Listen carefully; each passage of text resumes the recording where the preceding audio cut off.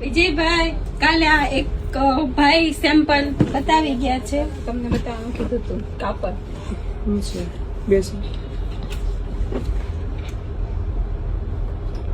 આ 4 રૂપિયા સસ્તું છે અને આ 4 રૂપિયા મોંઘું છે. બે એક જ વેપારીનું છે ને? હા, એક જ વેપારીનું છે.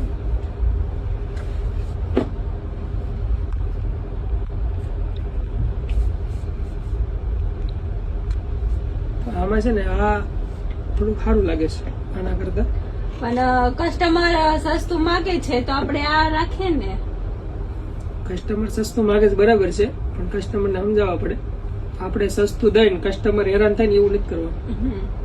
પ્રોડક્ટ આપણે પ્રોડક્ટમાં પૂરા પૈસા નાખવી છે અને કસ્ટમર આપણને પૂરા આપે છે, તો આપણે સસ્તું કરવા હાટુથી એમાં મહેનત નહીં કરવાની. કસ્ટમરને સમજાવવામાં, બીજા નંબરમાં કસ્ટમર હેપી રહેશે તો બીજી વખત આપણી પાસે આવવાનું છે.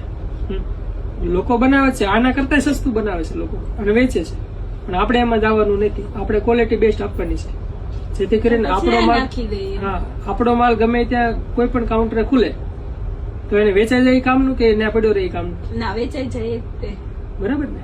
એટલે આપણે ક્યારે ઓલામાં નહીં જવાનું. ભલે 5 રૂપિયા મોંઘું પડે, ઓછું કમાવાનું, પણ કસ્ટમરને હેપી રાખવા માટે આપણે છે ને સારી ક્વોલિટી તો છે ને 19-20 ક્યારે નહીં કરવાની.